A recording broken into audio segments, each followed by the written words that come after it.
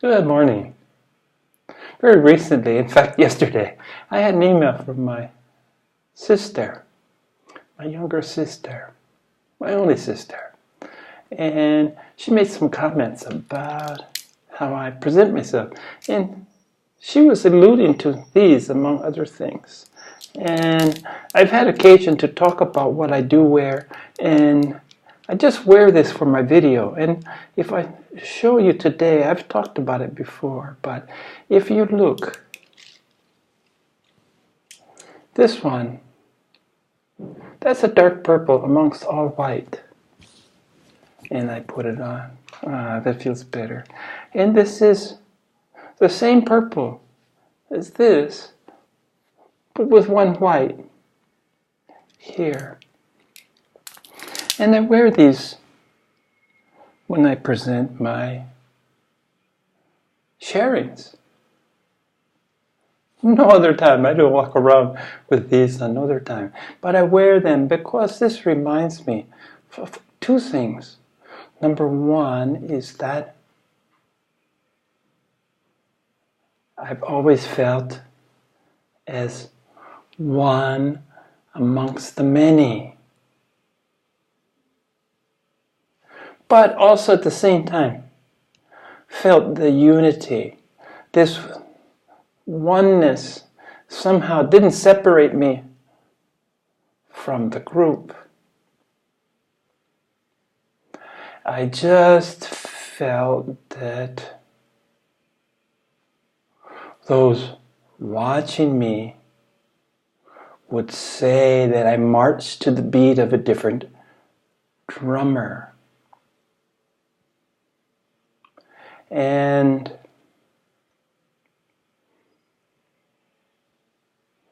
very recently, when I was examining about personalities, because of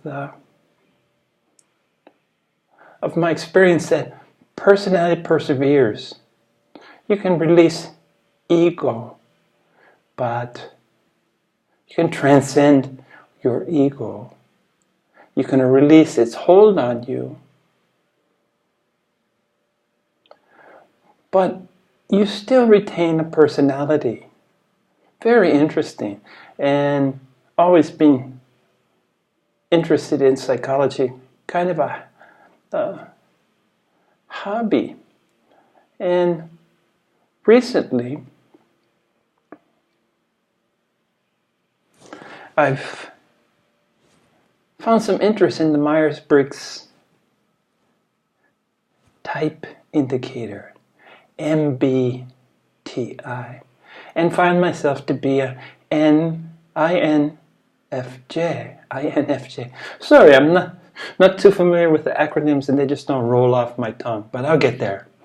But this is the purpose of mentioning it. First, I wanted to address the issue of, if there was an issue, at least talk to Sis. Hi, Sis. Talk to Sis about what this means and why I wear it and what it helps me to remember. Connectedness. And being okay with being different. Not seeing difference as a barrier, a separation, a division. So when I introduced myself, INFJ, a couple tapes ago, a couple videos ago, I called it the Briggs-Myers test. And I want to address these things that seemed to be a discrepancy to the facts. Well, it's usually called MB, Myers-Briggs, but I called it Briggs-Meyer. And I went to see why. And because the daughter, Isabel Briggs-Meyer, and her mother, Catherine Cook Briggs. Almost sounds like Captain Cook in Hawaii, huh? I'm looking for connections. worked together and came up with this 16-part assessment tool. Found it very interesting and was able to identify myself as an INFJ after quite a bit of research. Anyway, I wanted to address that maybe I put the initials in the wrong order, but I did feel vindicated so much realizing that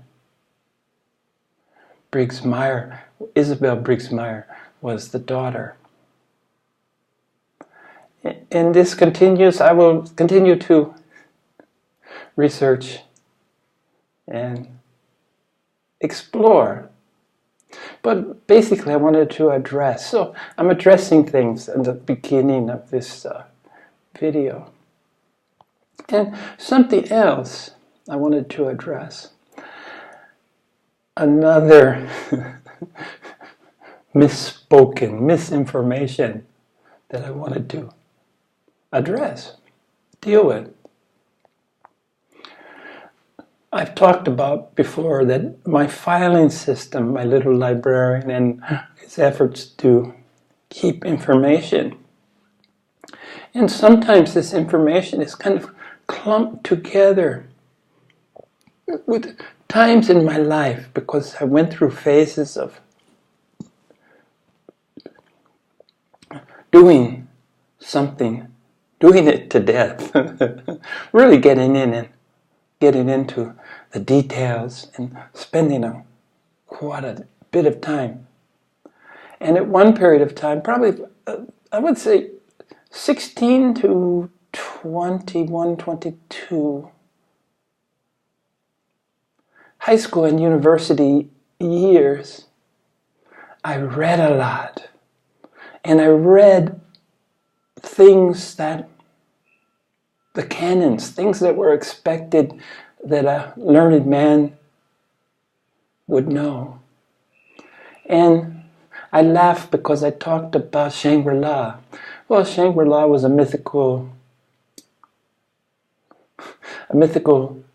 country somewhere up in the mysterious Himalayas. And the name of the book was Lost Horizons. And it was James Hilton who wrote this book in 1933. Now I'll never forget because there's my favorite number, 33, tied into James Hilton, his work Lost Horizons. But I was alluding to, I was using Shangri-La as an example. But anyway, I wanted to correct. And I said Joseph Conrad was the author, not James Hilton. As the words came out of my mouth, I was aware that I was tripping over them, that something was amiss. But this is unrehearsed. I get inspired and come to sit in front of my computer in my meditation room, and this is pretty much free form.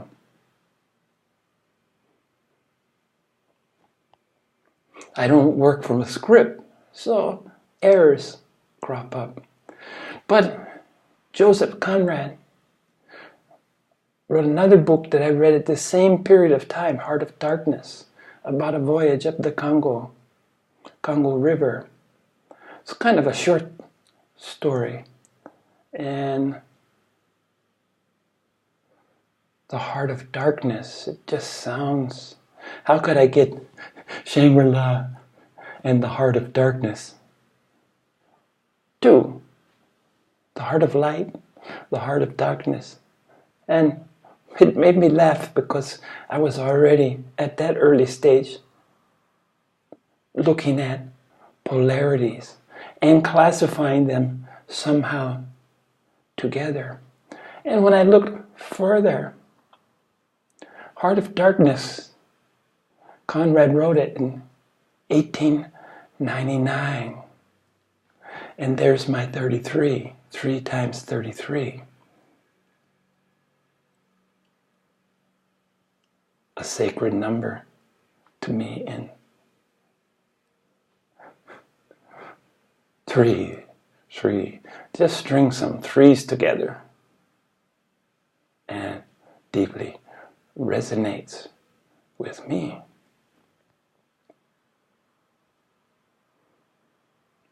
So I've caught you up with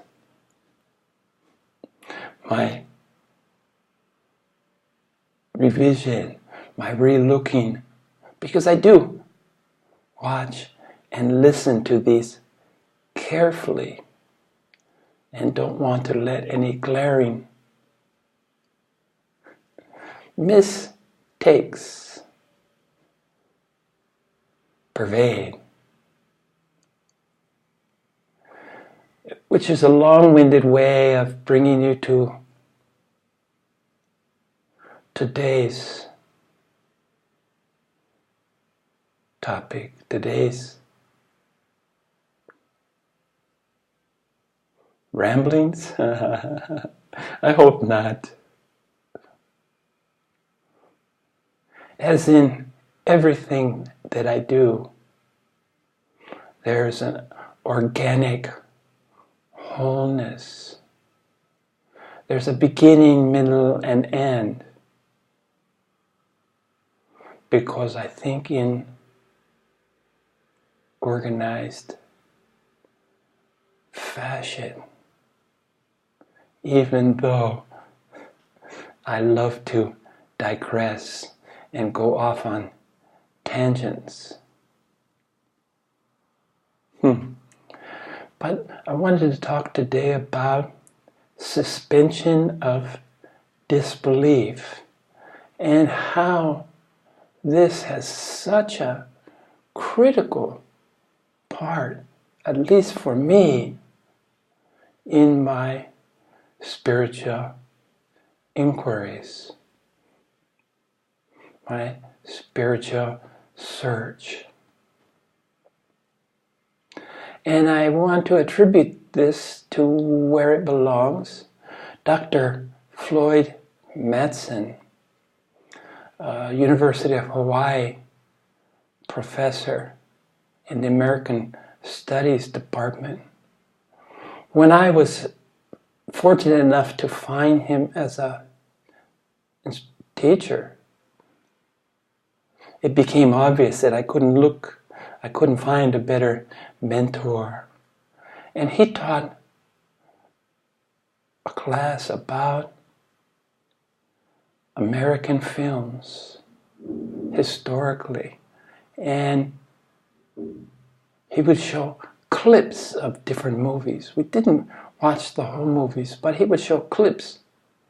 And I just remember the joy of watching him sit and become a child once again in his enthusiasm, his fascination for watching these bits and pieces of films.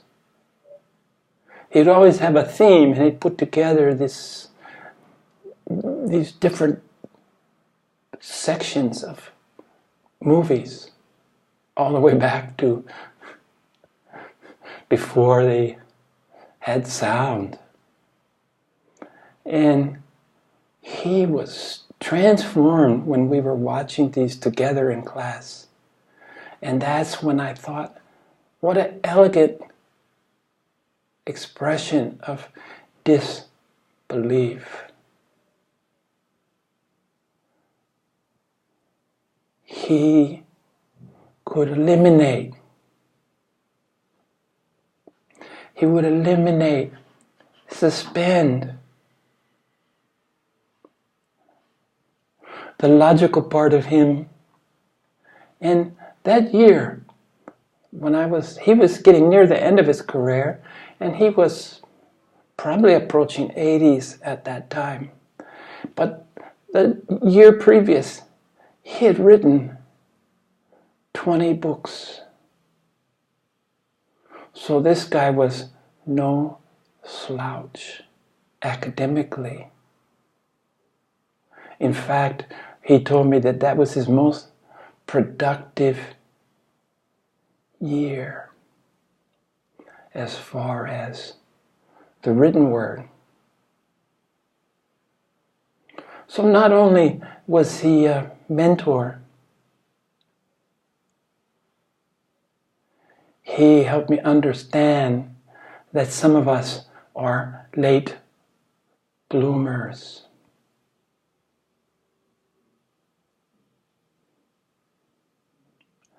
But the impact of him being able to just enjoy. It was his time machine. He could travel back in time. He wasn't very interested in attempting to travel ahead in time. But he went back to the joys in his life of watching these movies in the theaters, the grand theaters that were prevalent. Every neighborhood or community had a theater, nicely done as well. But the main thing I took away from this, other than finding joy in life, was that suspension of disbelief.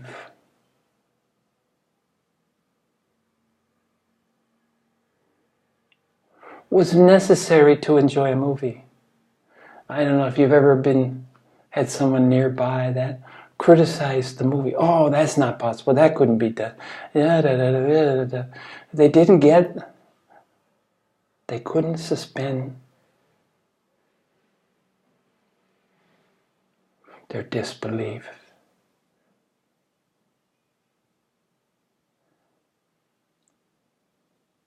Even for a short time when the lights went out and it was appropriate to do so, it was meant to entertain.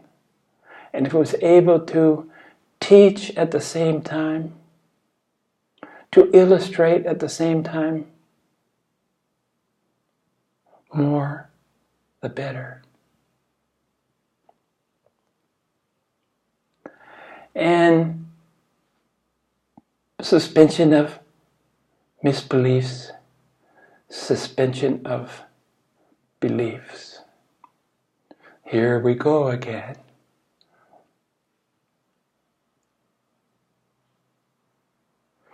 Both of these, I would say, are required, are at least very, very helpful, if not mandatory, to I'm going to sip my espresso.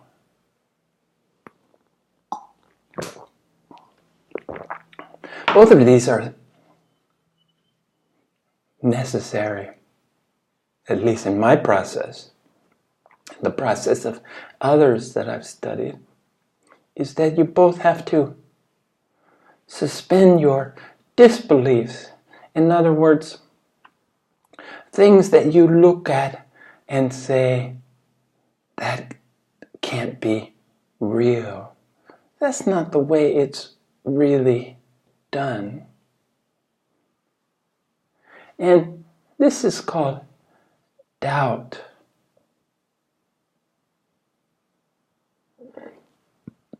Doubt, skepticism, I've mentioned, were very valuable tools. And when I watched a movie, I never really completely was able to suspend the disbeliefs, suspend the elements of the movie that flew in the face of, were counter to what I knew intellectually, intuitively, I would hang on to these, but let them go. Never vocalize them, never disturb the person next to me. Always was courteous and thoughtful towards those around me. But this internal process was so useful. And the other side of this, suspensions of beliefs, was much easier, much more easily done for me. And whereas I saw value in disbelief, I saw little or no value in beliefs. Beliefs many times led to a dead end. Beliefs are much harder to shake with even the most rigorous self-examination. Once beliefs are formed, they become part of the egoic structure. And the more firmly you're rooted in these beliefs, the much more difficult the task of ignoring, shredding your egoic tendencies. People would get a belief system and it would become who they were. And any time you let beliefs define who you are, it just does the opposite. It reinforces that which you aren't. We aren't the ego, but belief systems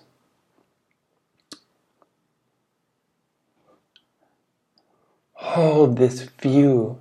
You're vested, sometimes hugely invested.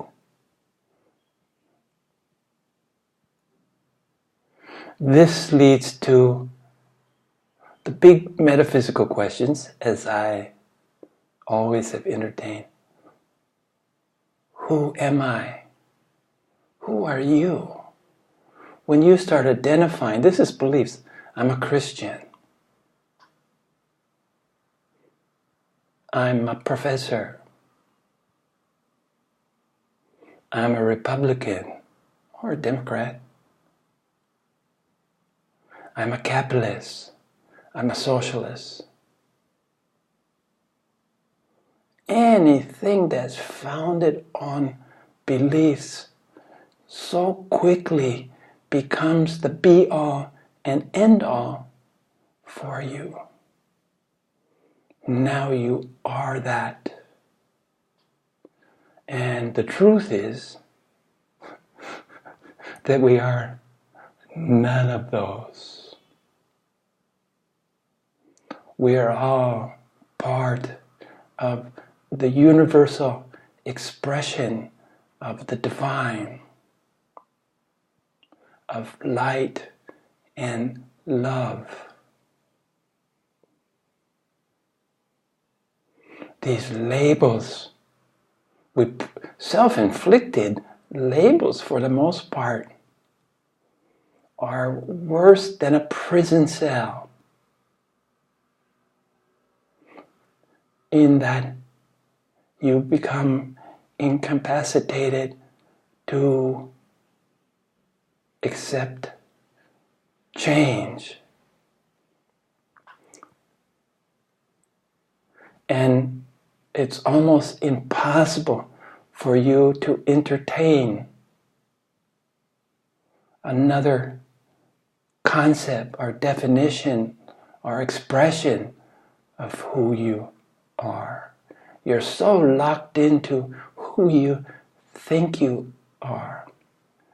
And somehow I recognize this trap at a very early age that didn't construct a belief system. And honestly, if I look at it, my willingness to suspend disbelief, which, as I said, resulted in doubt, skepticism, examination, never closing the door, no absolutes, never closing the door. I doubt that, and then that's only the beginning. The doubt, the skepticism was ground zero. It's where the rigorous examination began.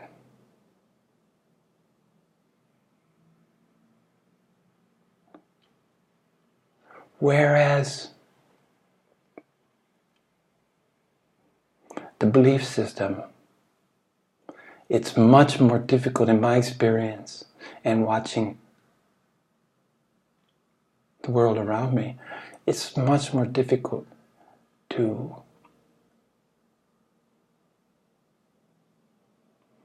deal with belief systems, suspension of beliefs. So, if you don't feel strongly about one way or the other, good for you, and I recommend that you do your best to maintain. Some processes seem to be linked with the aging system. Most people tend to get more conservative as they get older. Watch it. It's a trap. It means that you're vested. Conservatives want to protect and nurture what they have, what they've accumulated.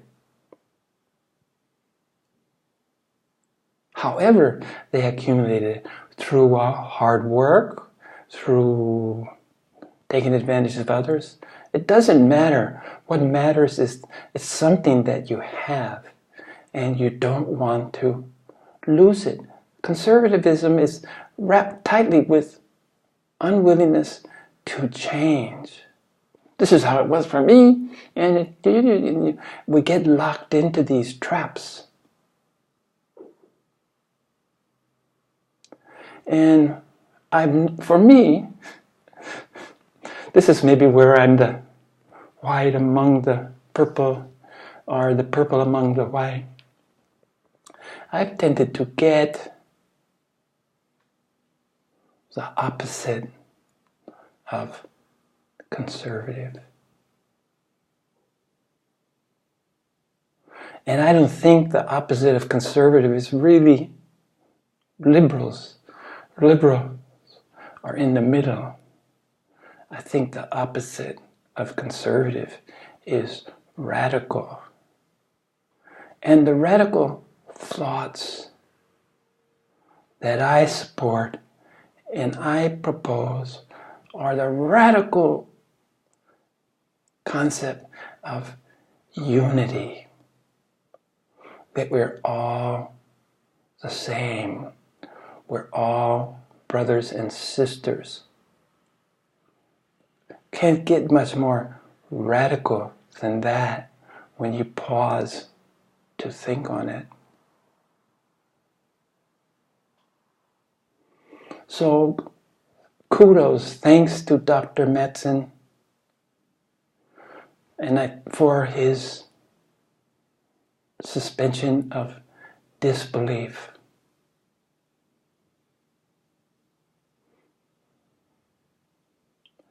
And this suspension of disbelief is what I found so appealing about jhana yoga, the path of wisdom, the evolutions from information, thoughts, knowledge, and flowers in wisdom.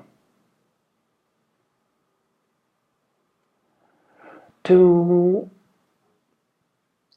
transcend, to leave the egoic structure behind, all that you've known for the most part, the part of us that defines, separates, eliminates, all in the name of creating a separate being.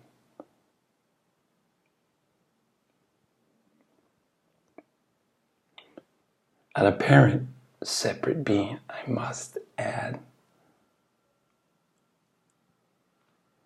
So,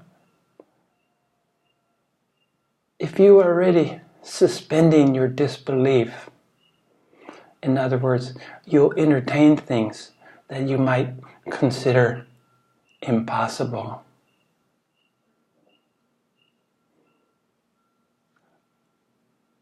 Good for you. This is a constructive part of the process.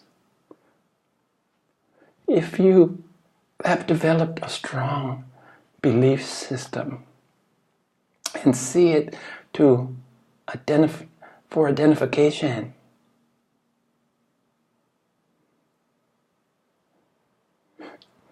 your path is much more difficult because beliefs are impediments. A belief system is an impediment to shedding any sense of separation.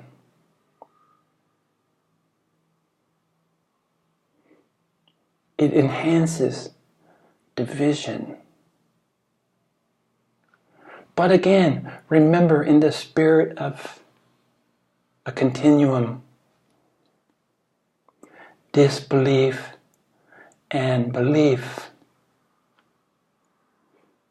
are closely linked. They're expressions of each other, and each has a seed within.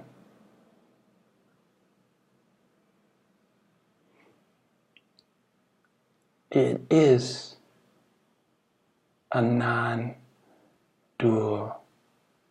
reality. Duality is the illusion of separateness.